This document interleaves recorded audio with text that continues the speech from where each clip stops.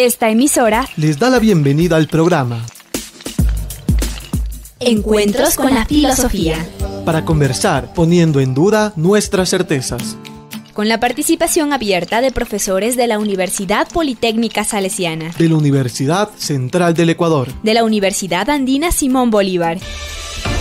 Encuentros con la Filosofía se difunde semanalmente por las emisoras universitarias Infinito Digital, Voz Andina Internacional y Radio Faxo. Abrimos nuestros micrófonos. Muy buenos días a todos y todas. Les saluda Edison Aguilar Santa Cruz.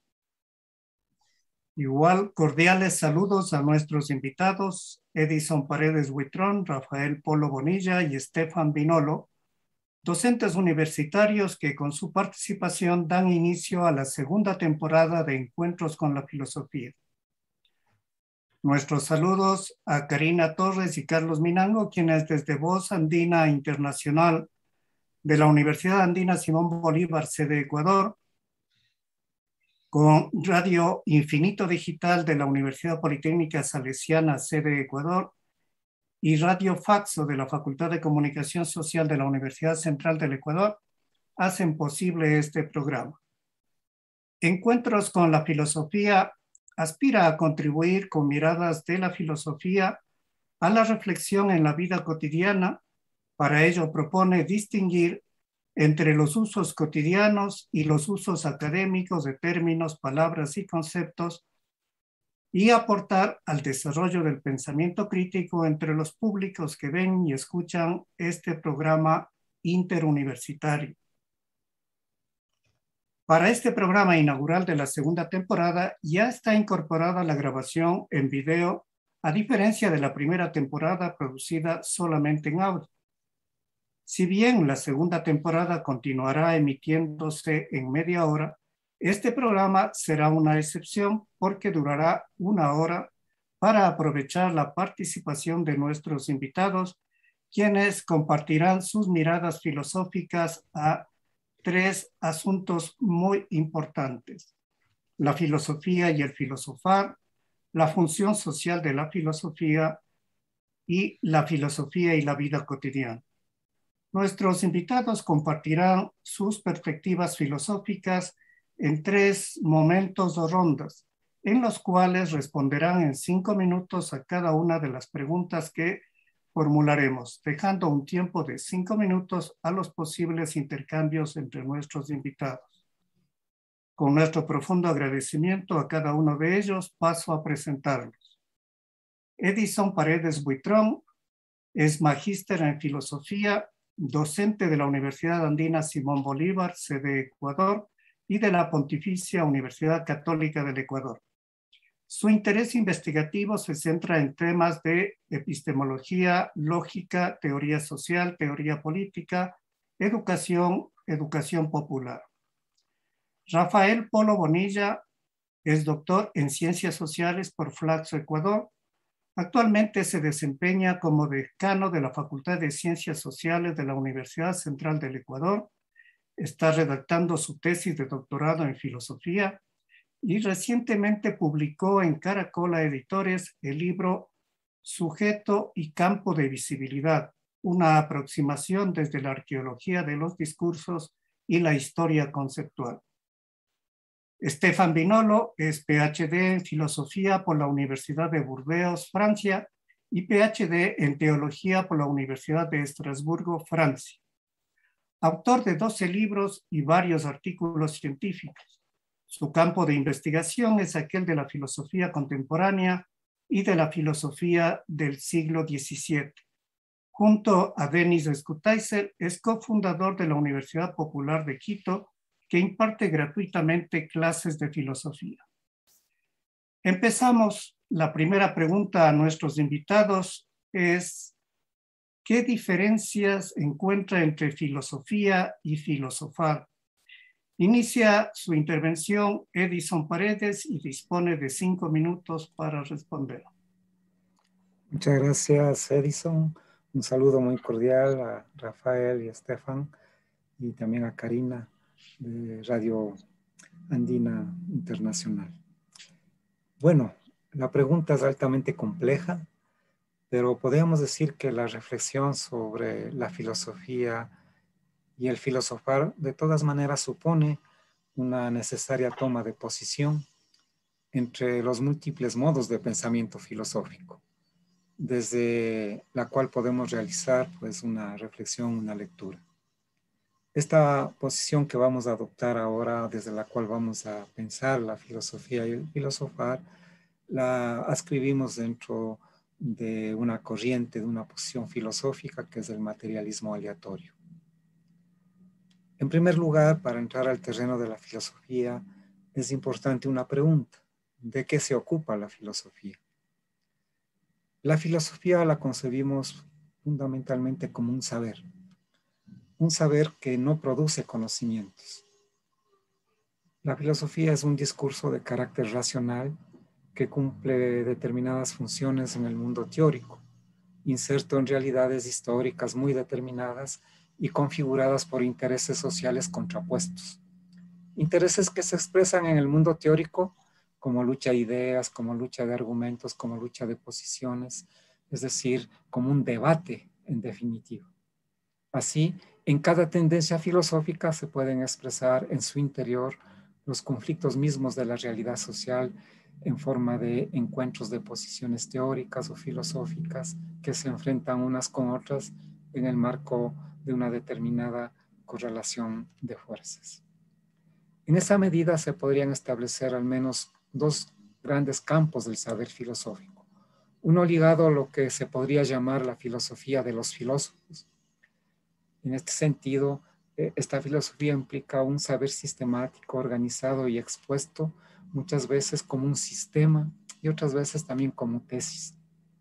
De este modo del saber filosófico se ocupan aquellas personas que están dedicadas específicamente al campo de la filosofía. Pero también hay otro campo relacionado a lo que se podría denominar una filosofía espontánea, ligada a justificaciones más o menos racionales, más o menos conscientes de las distintas prácticas sociales. Este segundo sentido, todos y todas pues somos filósofos y filósofas. Ahora, para poder diferenciar la filosofía del filosofar, es necesaria otra pregunta: ¿de qué se ocupa el filósofo o la filósofa? El filosofar lo concebimos como una capacidad, es decir, como un ejercicio reflexivo que a través de tesis más o menos sistemáticas sustenta, fundamenta o justifica las diversas concepciones y prácticas sociales, sean estas económicas, políticas, jurídicas, morales, religiosas, míticas, mágicas, estéticas, científicas, etcétera, etcétera. En una coyuntura muy específica, en un momento específico, es decir, en un encuentro, en una combinación y composición de prácticas teóricas, económicas, políticas e ideológicas, en un tiempo en el que se hace posible las discontinuidades y comienzos que son irreversibles. La práctica filosófica como tal, en sentido específico, actúa o interviene en una coyuntura teórica, en una coyuntura filosófica, ¿sí?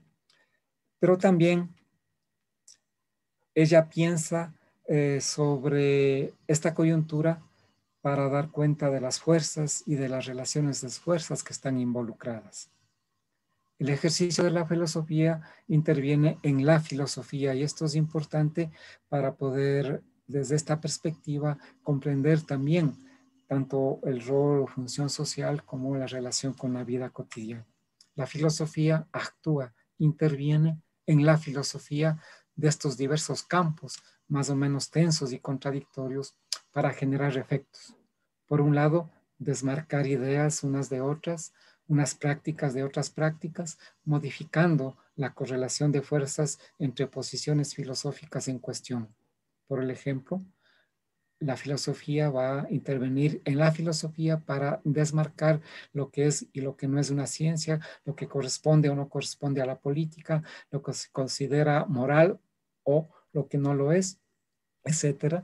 Y de esta manera, pues contribuye a liberar y potenciar las capacidades cognitivas, afectivas y prácticas para la producción cognitiva, pero también para una praxis transformadora del mundo. Hasta aquí mi... Muchas gracias, Edison. Damos a continuación la palabra a Rafael Polo.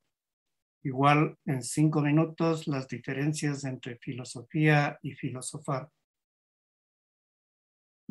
Rafael.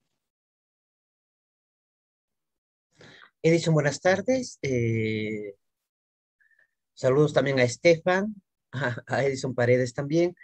Bueno, empezaremos diciendo que en cierto sentido, la filosofía busca, cierta actividad filosófica busca recuperar nuestra capacidad de asombro frente a lo que sucede, frente a lo que está en el mundo, ¿sí?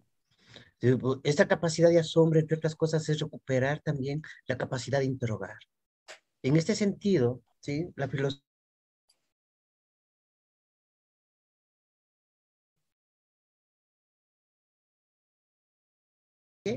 un armazón para la interrogación, para hacer viable la interrogación, pero no interroga lo evidente, más bien destruye, busca destruir, desmantelar lo evidente para encontrar ahí las posibilidades, las fuerzas que se abren, que se estructuran, y en ese sentido, ¿sí? La filosofía siempre es un ejercicio de preguntarse por la actualidad de un pensamiento científico, la actualidad de un pensamiento político, la actualidad de una forma estética, ¿sí? En esa pregunta por la actualidad, también la pregunta acerca de qué es y qué no es la actualidad.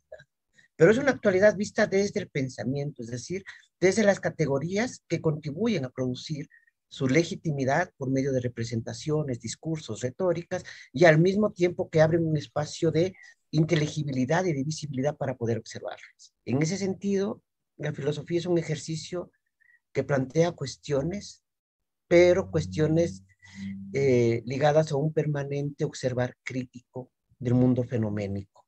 ¿Sí? Dicho de otra manera, la filosofía busca destruir los descansos habituales para generar desconsuelos, busca romper con los a priori fabricados históricamente que trasladamos como un lenguaje virtuoso para desencadenar más bien ahí las dudas, las incertidumbres, mostrar que el lenguaje con el cual nosotros hablamos es opaco y no es transparente. Es decir, la tarea de la filosofía o lo que hace la filosofía es romper con el mundo de las evidencias, es romper con el mundo de las transparencias, es buscar con el mundo de las obviedades, pero las obviedades no son las obviedades solo de sentido común, son también las obviedades que construyen el discurso de la ciencia, las obviedades que construyen el discurso de la estética, ¿sí? O sea, miramos de cierta manera el mundo, pero ese mirar al mundo implica un mirar construido que tiene una larga,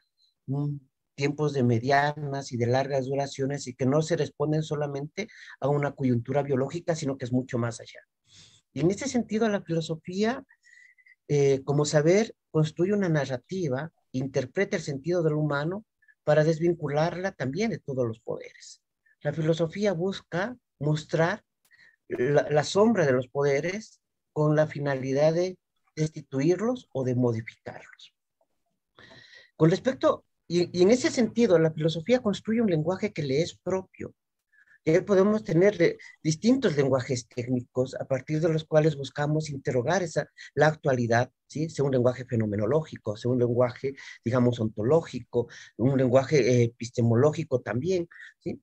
Sin embargo, preguntarse por la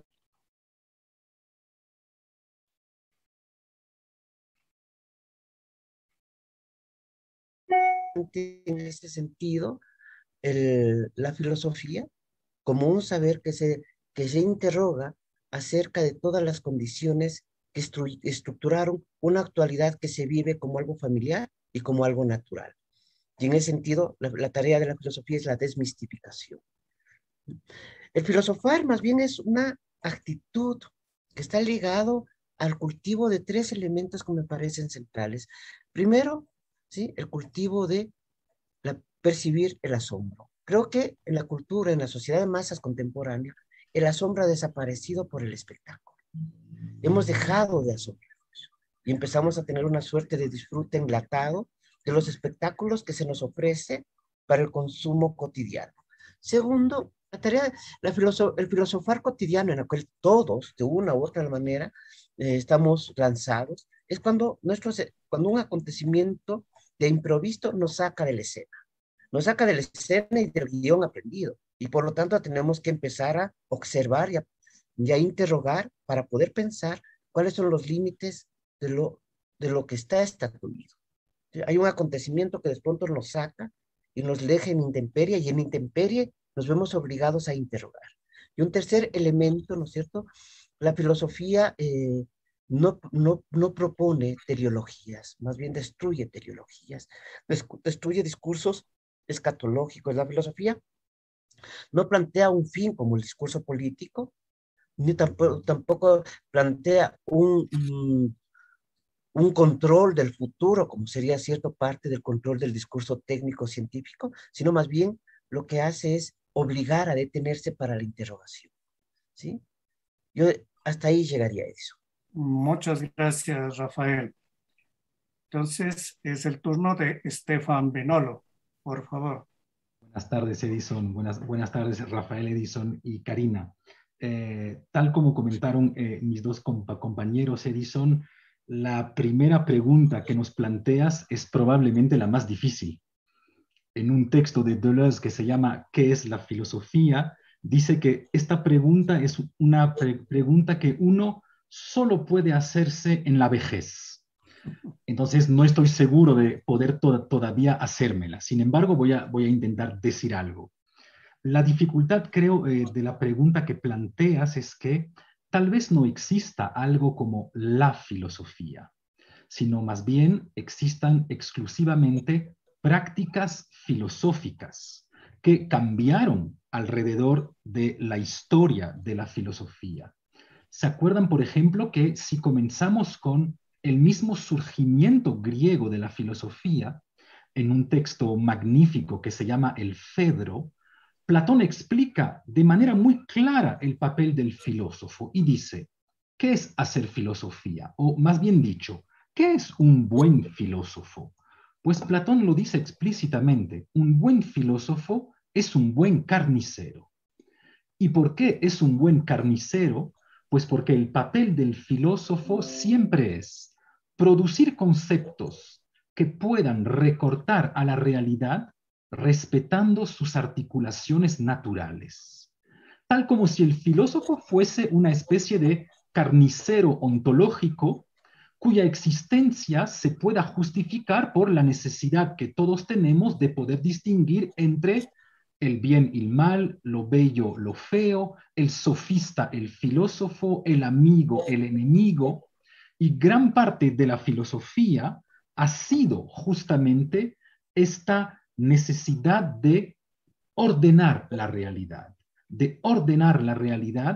y ahí viene la dificultad, según conceptos que ya existen en la misma realidad, o según conceptos que nosotros mismos vamos a proyectar sobre esta realidad. Pero durante mucho tiempo el filósofo fue la persona que a raíz de conceptos ordenó al mundo. Porque obviamente el mundo no existe así nomás frente a nosotros. Debemos necesariamente recortarlo. Debemos recortarlo para hacer aparecer ciertas cosas, y para hacerlas aparecer vamos a necesitar, al contrario, dejar dentro de la oscuridad otras cosas. De ahí probablemente que cada filósofo tenga su propio mundo. Y de ahí también probablemente que la discusión entre filósofos sea tan difícil. Porque como no vivimos en el mismo mundo, no es obvio que los filósofos puedan hablarse entre ellos.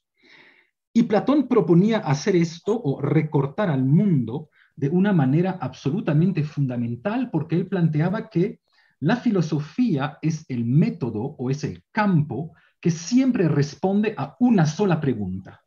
Por eso, de cierta manera, la filosofía es fácil. solo responde a una pregunta. Y su pregunta es, ¿qué es? En griego, ti esti. El filósofo es esta persona insoportable que siempre te va a preguntar qué es. Tú le vas a hacer una pregunta y él te va a decir, espera, espera.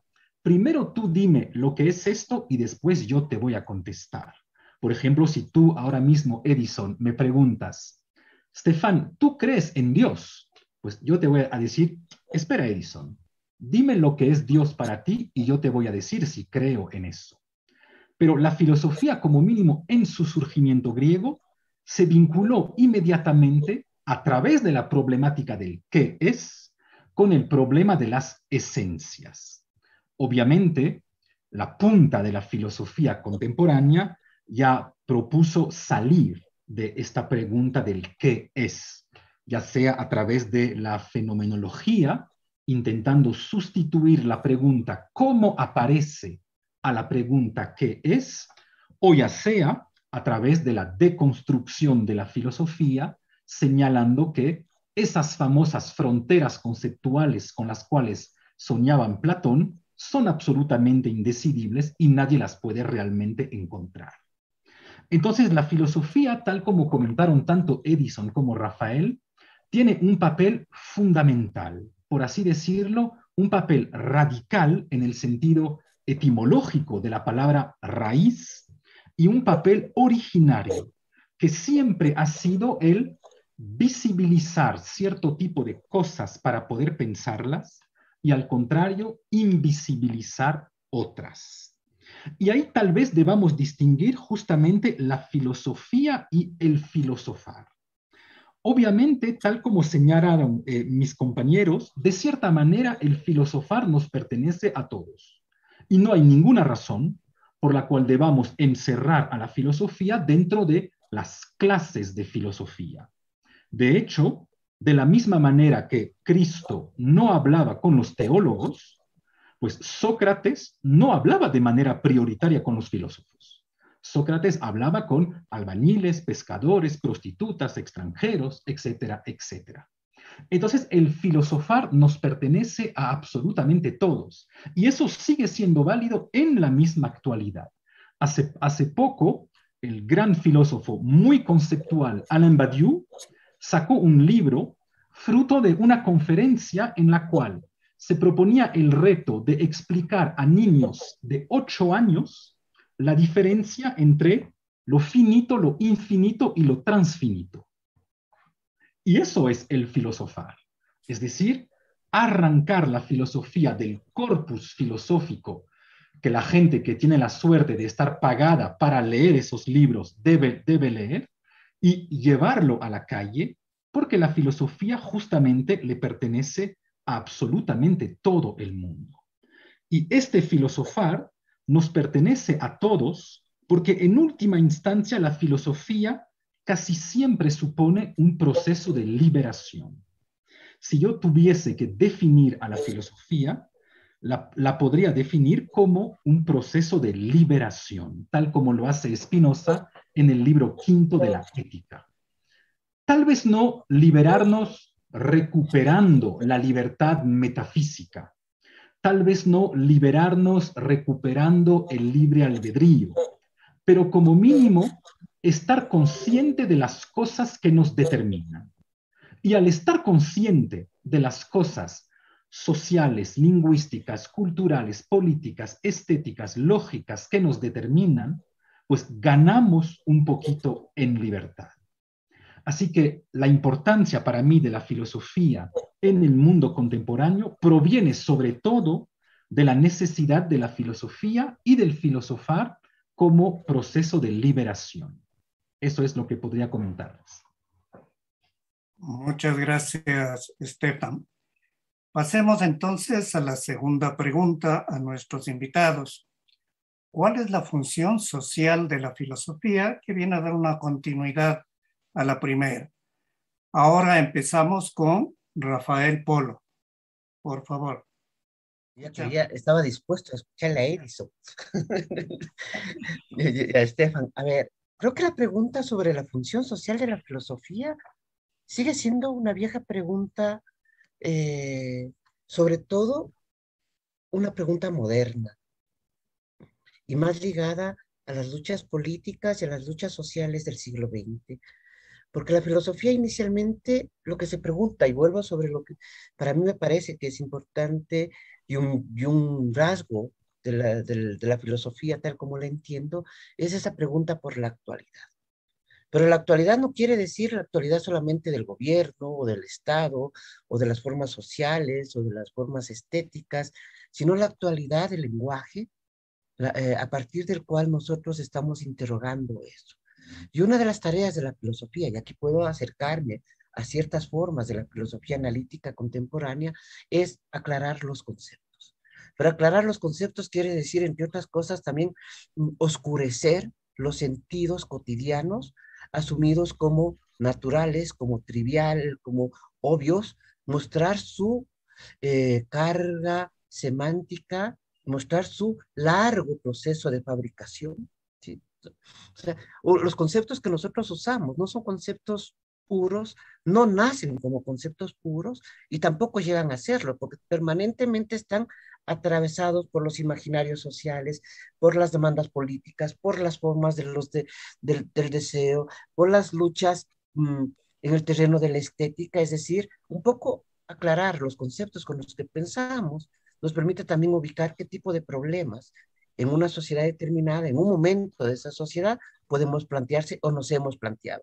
En esta tarea, ahí sí, volviendo a lo que decía Badiou, en un texto más bien dedicado a hacer un diagnóstico del siglo XX, la tarea del filósofo no es de decir cuál fue el sentido de las cosas, sino descubrir cómo una época pensó sus pensamientos, cómo una época elaboró los supuestos a partir de los cuales construyó sus maneras de decir, sus maneras de hablar, y por lo tanto, la tarea de la filosofía, si hay una tarea social, digamos, de la filosofía, es el desmontar verdades, ¿sí? El destruir verdades o de construir verdades para abrir espacios al ejercicio de la invención, de la creatividad, reconociendo algo fundamental.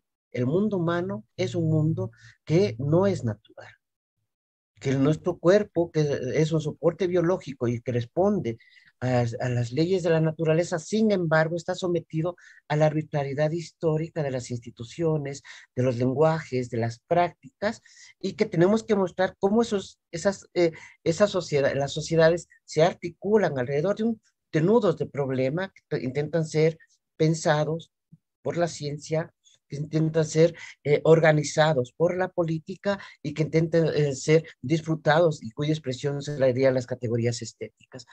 Creo que si algo hace la filosofía es interrogar las verdades. Y creo que esa es la función más importante que podemos asignarla en la medida en que la filosofía nos salva, ¿sí?, de los sacerdocios, cualquiera que esto sea. Muchas gracias, Rafael. Ahora le corresponde el turno a Stefan Vinolo. Sí, Edison, para serte muy sincero, no estoy seguro que para mí exista una función social de la filosofía, porque la palabra función me parece un concepto extremadamente cargado por su sentido de utilidad y sobre todo por su sentido. ¿Está caminando eso? ¿Me escuchan? Sí, Estefan. ¿Sí? Bueno, sí. Entonces... Yo te escucho bien, Estefan. Bueno, entonces, tal como te comentaba Edison, no estoy seguro que exista una función social de la filosofía, porque la palabra función es una palabra extremadamente cargada al nivel conceptual, tanto por lo que remite a la utilidad y también por lo que remite a la finalidad. Y no estoy seguro que podamos realmente pensar a la filosofía de esta manera. Más aún, me parece que el peligro de darle una función social a la filosofía nos pone frente al peligro de confundir el filósofo y el militante. Estoy bien consciente que inmensos filósofos como Badiou dicen que el filósofo debe ser militante, pero un militante un poquito especial, no el militante de un partido político, sino el militante del acontecimiento. Entonces, es un militante un poquito especial. pero yo estoy a favor de que podamos mantener cierta diferencia entre la filosofía y la militancia. En cambio, si no creo que exista una función social de la filosofía, sí creo, sin embargo, que existan efectos sociales de la filosofía. Y más aún, para hablar como el príncipe de la filosofía, que existan afectos sociales de la filosofía. Y para retomar lo que comentaba Rafael, pues justamente uno de los papeles fundamentales de la filosofía tal vez sea no solo precisar los problemas dentro de los cuales nuestra época está completamente sumergida, sino además eventualmente crear los problemas. Porque en eso sí creo que Deleuze tenía razón. Los problemas no están esperando en el cielo de las ideas que alguien venga a resolverlos. Los problemas deben ser creados, es decir, que cada momento de la historia de la humanidad necesita crear sus propios problemas para eventualmente contestarlos. Y esta es para mí el efecto fundamental que debería producir la filosofía en el mundo. Y por esta razón, yo estoy a favor también de que saquemos a la filosofía de las universidades para llevarla donde siempre estuvo, es decir, en todas partes. Hay un filósofo alemán famoso que se llama Günther Anders, que tuvo la suerte de ser uno de los esposos de Hannah Arendt, y que tiene esta frase magnífica. Dice, los panaderos no hacen pan para los otros panaderos. El pescadero no pesca para los otros pescaderos. Pues de la misma manera, no hay ninguna razón que el filósofo haga filosofía para los otros filósofos. El filósofo hace filosofía para la gente que no tiene la suerte de poder dedicar 10 horas diarias a hacer filosofía. Entonces, esa sería para mí la tarea social de la filosofía. Bueno, sigo yo en el orden de la que ha establecido Edison. Bueno, digamos que la especificación de la función social de la filosofía no es única. Podríamos decir que depende del lugar y la posición que ocupe en relación con el todo social.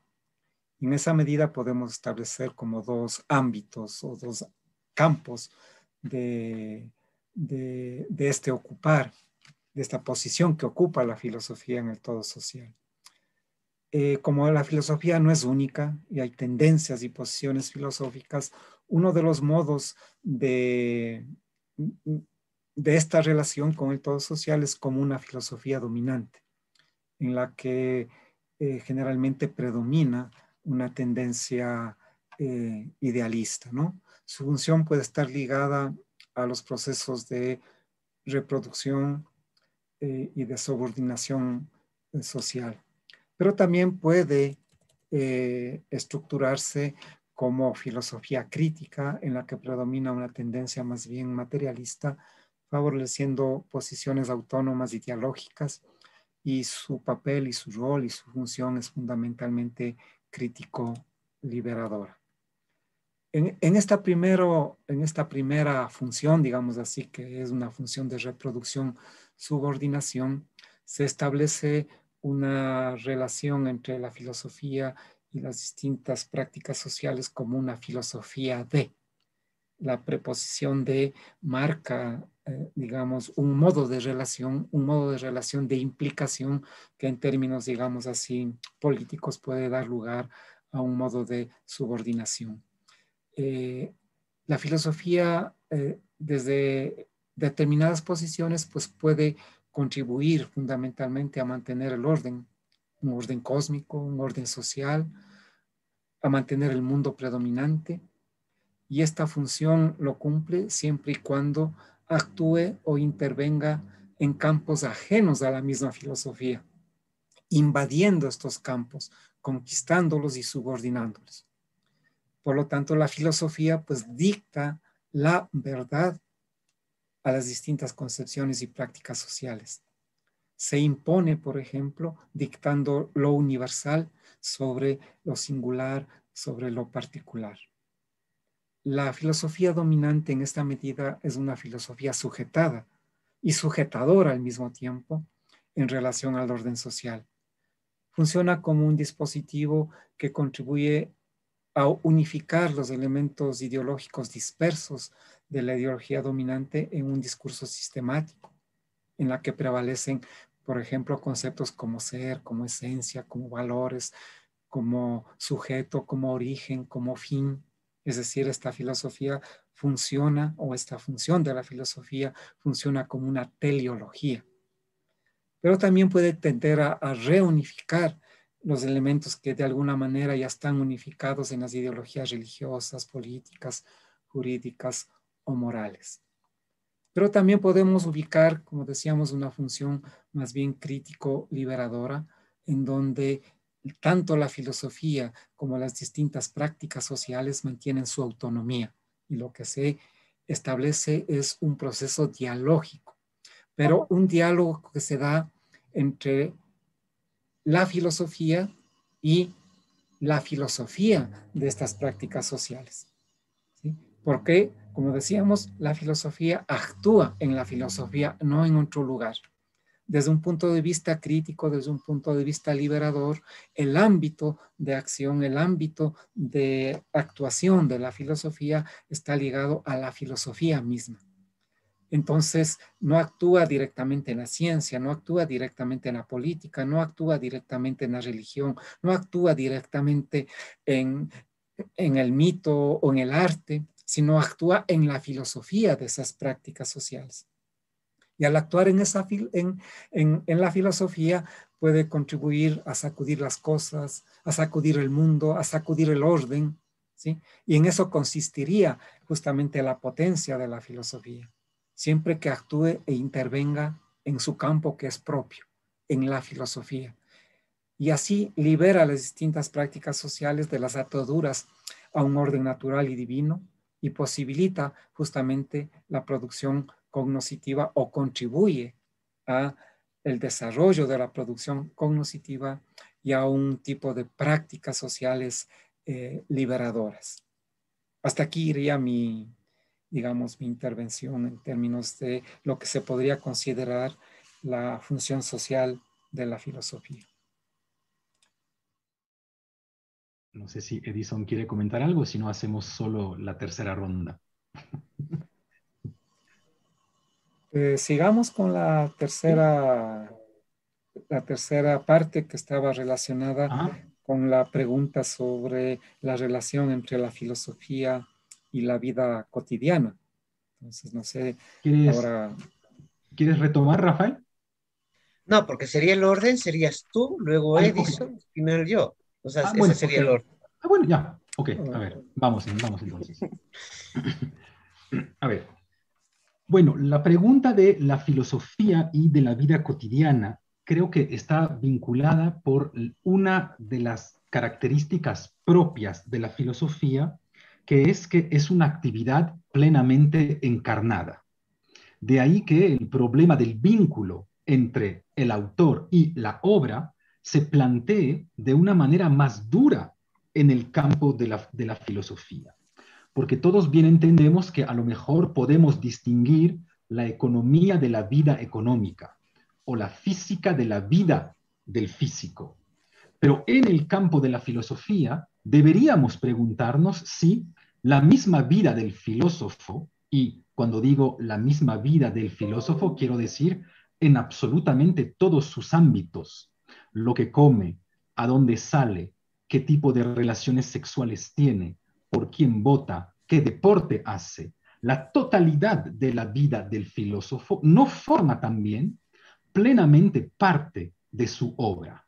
De hecho, bien sabemos que muchas interpretaciones de los grandes filósofos se basan en actividades que podríamos pensar como un poquito marginales dentro de sus obras.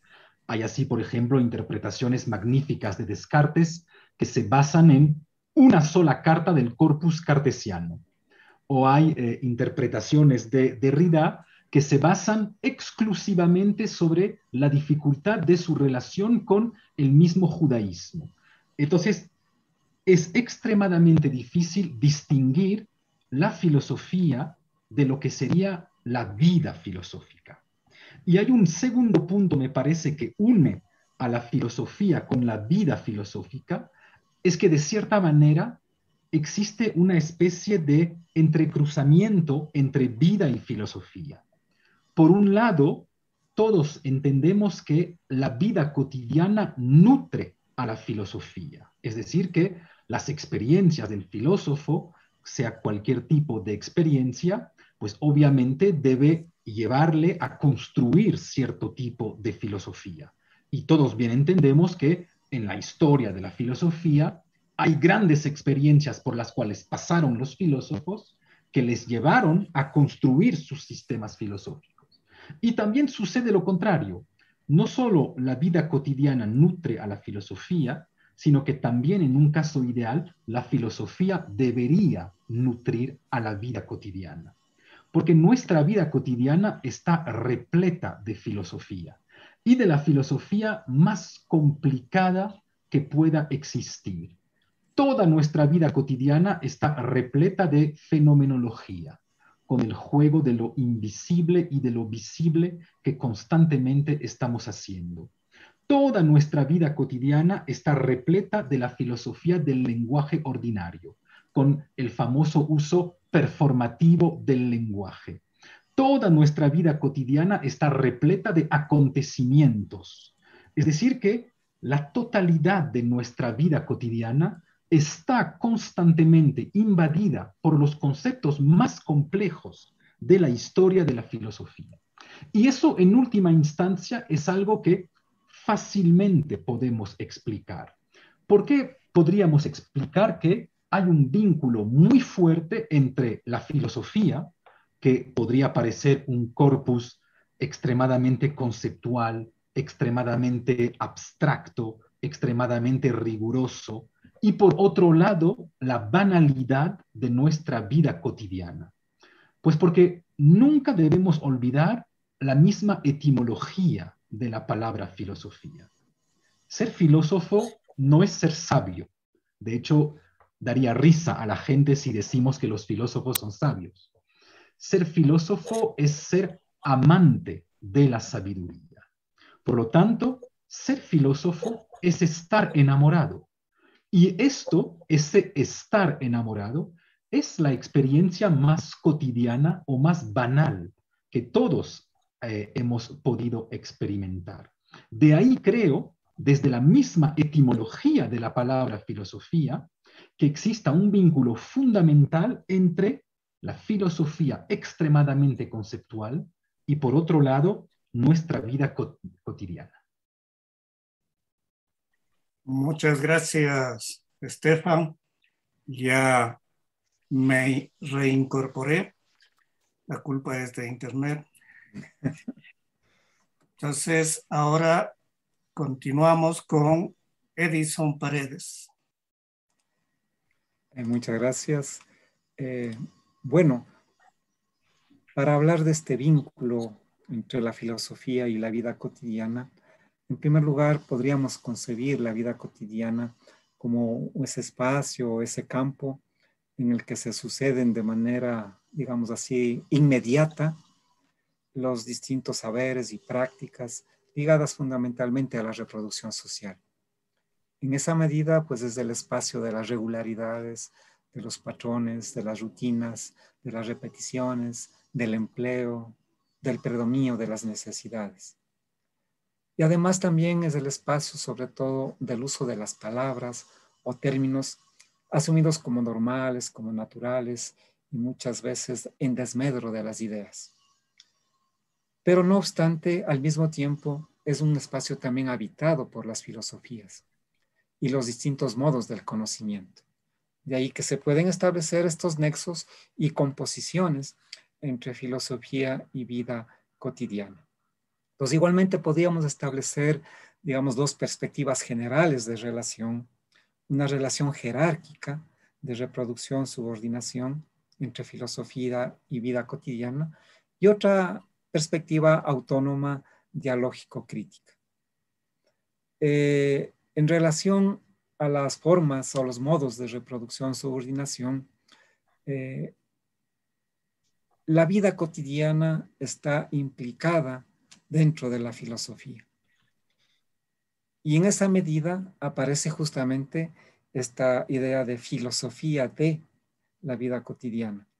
Como digo, la preposición de señala una relación de dependencia y de subordinación, un modo de inclusión, de sometimiento del término vida cotidiana con respecto al término filosofía. Entonces, se establece aquí la filosofía le va a dictar la verdad a la vida cotidiana. Le va a dotar de ser, de esencia, de valores, de deber ser, de origen, de fin. Y también le va a señalar el sujeto como un sujeto cotidiano, indicándole justamente el origen y el fin, y imprimiéndole un determinado sentido, un único sentido a la vida cotidiana. En esa manera subordinada de establecer la relación entre filosofía y vida cotidiana. Pero hay otro modo de relación que también se puede establecer dentro de esta perspectiva de subordinación. Es un modo de relación que aparece como una no relación y está ligada a una modalidad de disyunción exclusiva en la cual cada término, en este caso la filosofía y la vida cotidiana, no tienen ninguna relación. Son absolutamente independientes. En esta medida, pues, la filosofía se excluye en su totalidad de toda práctica concreta, de toda cuestión de afectos. Se desliga, se pone incluso por encima de la vida cotidiana y se establece pues una imposibilidad de diálogo entre la filosofía y justamente las prácticas reales y concretas. Esto que aparece, digamos, de esta manera, es común en el mundo actual, ¿no? Cuando se establecen estas jerarquizaciones. Entonces, el mundo de la filosofía es independiente, es ajeno, no tiene nada que ver con el mundo cotidiano de las prácticas sociales. Pero hay otro modo de relación, ¿no? Una relación autónoma, dialógico-crítica, en donde la filosofía y la vida cotidiana y los diferentes aspectos de esa vida cotidiana establecen un nexo de comunicación, de diálogo, ¿sí? Pero con esta salvedad que decíamos en delante, que la filosofía actúa en la filosofía de las distintas prácticas sociales. No invade, por lo tanto, las prácticas cotidianas en sí mismas, sino que actúa en la filosofía de esas prácticas. Y esta manera de ejercer la filosofía, ¿sí?, de los sujetos inmersos en la vida cotidiana corresponde pues a un ejercicio, digamos así, materialista, en la medida que puede ayudar a liberar a las prácticas concretas de las trabas que impone el orden social a través de las demarcaciones, de las distinciones entre lo verdadero y lo no verdadero, entre lo bueno y lo no bueno, entre lo verdadero y lo falso, entre, digamos, lo que es política y lo que no es política. Entonces la filosofía actúa en la filosofía, no invade los espacios de la vida cotidiana, aunque la vida cotidiana también está atravesando el espacio filosófico, ¿sí? Le está dotándole de elementos, de problemas, de situaciones para poder pensar, para poder repensar. Entonces, la filosofía de esta manera puede contribuir a una suerte de desplazamiento también del uso de las palabras, cotidianos, del sentido cotidiano, de esa oscuridad, de esa no precisión que se da en el uso de las palabras, un desplazamiento hacia el orden riguroso de las ideas, de los conceptos.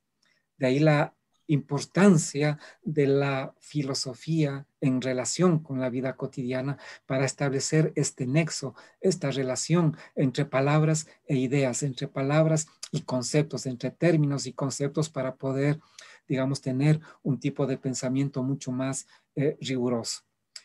Una filosofía, por lo tanto, también de los no filósofos, entre comillas, ¿no? Porque todos se decía y todas somos filósofos y filósofas de alguna manera, sino que esta filosofía ayude a una composición, a una interrelación entre las actitudes prácticas y las actitudes intelectuales para enfrentar el mundo, para enfrentar la existencia de manera correcta, para enfrentar justamente los riesgos que implica la existencia de manera efectiva, de manera adecuada. Entonces, la relación entre filosofía y vida cotidiana en esa medida es fundamental, es básica, ¿sí? Para establecer este nexo entre el pensamiento y la existencia, entre la reflexión y la existencia. Hasta ahí mis ideas. Muchas gracias, Edison. Y cerramos esta tercera pregunta con Rafael.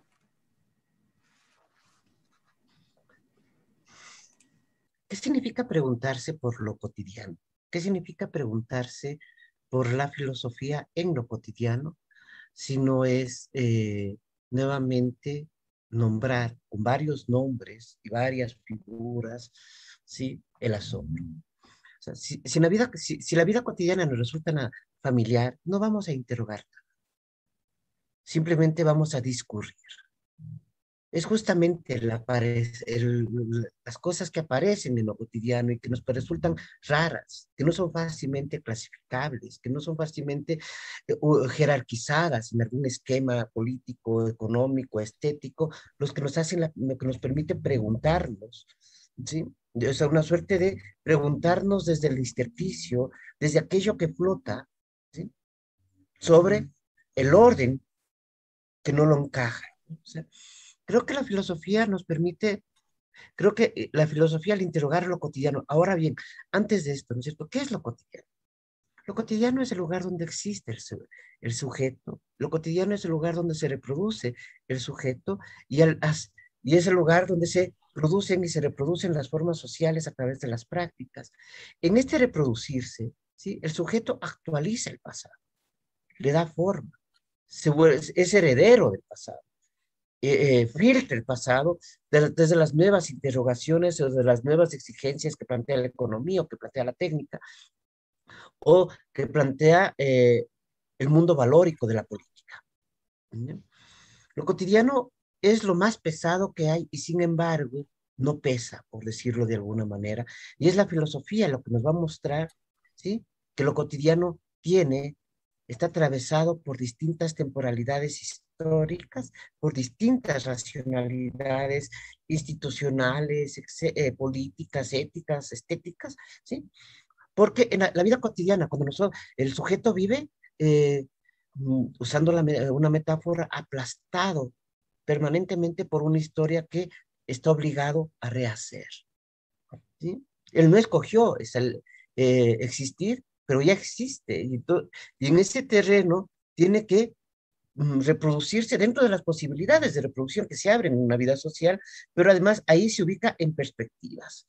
Y en ese sentido, lo cotidiano es el lugar donde, para usar un término de Heidegger, ¿no es cierto? El mundo mundea.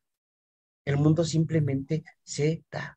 Y eso implica que en lo cotidiano nosotros establecemos relaciones prácticas con el mundo a través del uso de instrumentos y objetos.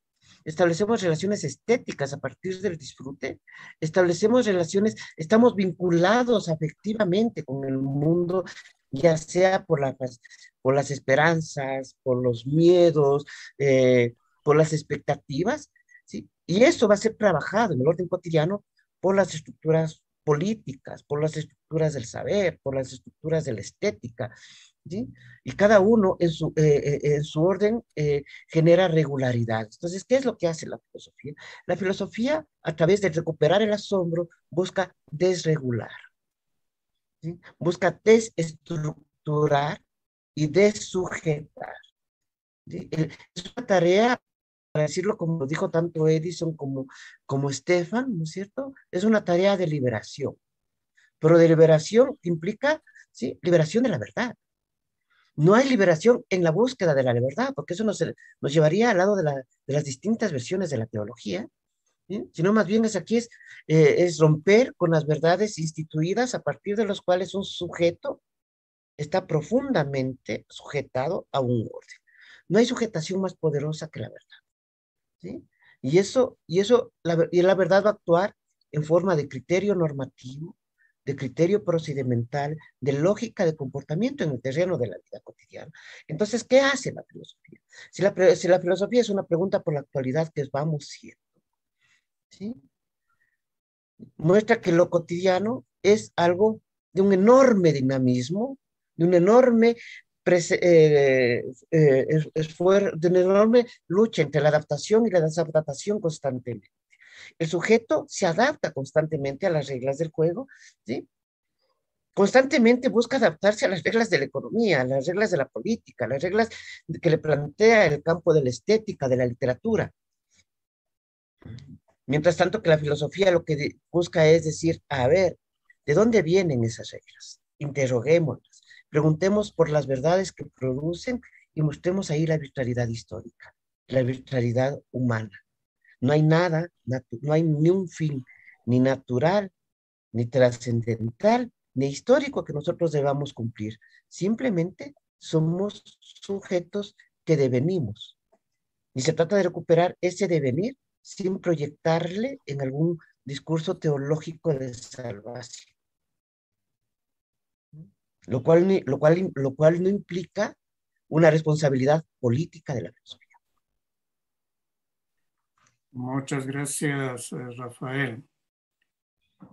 Si desearían hacer algún comentario o observación en 1 minuto, tienen la palabra.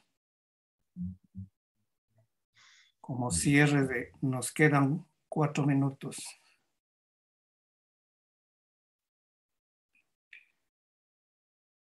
Si no se animan, estaríamos llegando al final de esta reunión que inicia la segunda temporada de Encuentros con la Filosofía. Agradecemos la comparecencia de los radioescuchas, de los radionautas e internautas. También nuestro agradecimiento a los invitados de esta semana, Rafael Polo, Estefan Binolo y Edison Paredes, por su generosa participación acerca de filosofía y vida cotidiana. Nuestro agradecimiento a Karina Torres y Carlos Minango de Radio Voz Andina Internacional. Esperamos sus comentarios y sugerencias al correo encuentrosconlafilosofía@gmail.com. Hasta el próximo Encuentro con la Filosofía. Agradecemos su sintonía a Encuentros con la Filosofía, el programa que impulsa el filosofar como acción compartida desde las radios universitarias. Les invitamos a compartir las próximas emisiones de Encuentros con la Filosofía por esta emisora.